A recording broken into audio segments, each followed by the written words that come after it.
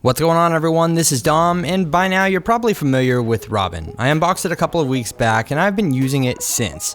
But what makes Robin so special? Well, the funny thing is the standout feature of Robin is actually something that you're not supposed to even see or ever notice, but more on that in a little bit. As far as design goes, Robin is drastically different from any of its competitors. It has a bold design for sure, and the mint color variation I have is pretty cool looking. Now there's a USB Type-C port on the bottom, which also supports Quick Charge 2.0 along with an LED notification light. We also have a pretty boss set of front-facing speakers to seal the deal. You can't go wrong with that any day of the week, and it's pretty clear that Robin sports a great design. But if you want to one-up it a bit, I recommend customizing it a little more with a skin from D brand, and I'll leave a link below if you want to pick one up for yourself. Along with all that, Robin packs basically all the specs you'd want in a flagship smartphone. Around the front, we have a 5.2-inch 1080p display covered by Gorilla Glass 4 that's very bright and crispy, which is also powered by a Snapdragon 808 processor, 3GB of RAM, and a 2680 mAh battery. It's basically in line with other smartphones out there, but that's not what makes Robin so different. As far as software goes, Robin is running Android 6.0 Marshmallow with some light customizations on top. There's no app drawer, but that's easily fixed with a custom launcher, but I find the interface to be smooth and easy on the eyes. It's pretty basic, but that's not necessarily a bad thing in my opinion. Internally, we have 32GB of storage with no micro SD card slot, but the thing is, you won't likely need one.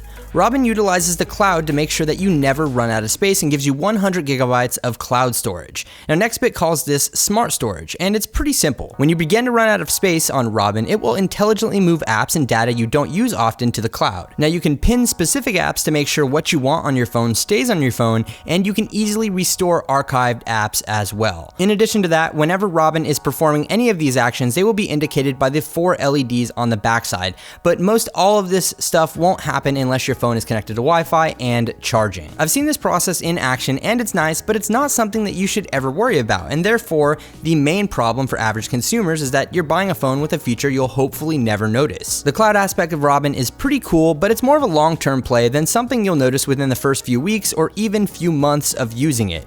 It may be a good thing though if you're into it, but thankfully the design and specs lead up to a pretty nice phone for the money. Another great feature with Robin is the fact that there's a fingerprint sensor located on the side of the device. It's built into the lock button and it works great, and setting it up is exactly what you would expect, and since there's NFC inside of Robin, you'll soon be able to take advantage of Android Pay as well. So let's talk about cameras for a second. Around the backside of Robin, we have a 13 megapixel camera capable of shooting up to 4K video, while the front side features a 5 megapixel camera for all you selfie enthusiasts out there. Let's break it down here. Camera quality is alright. It's not the best camera in a smartphone, but it's definitely not the worst. If anything, it's in line with smartphones within its price range. Pictures are clear, and low light is good, but bright environments is where the camera performs the best. But go ahead and check out the gallery link below if you want to see some full resolution photos. As far as battery life is concerned, unfortunately, it's less than average at the moment. On my best day, I saw a little over 3.5 hours of screen on time, but Nextbit says that an update to fix this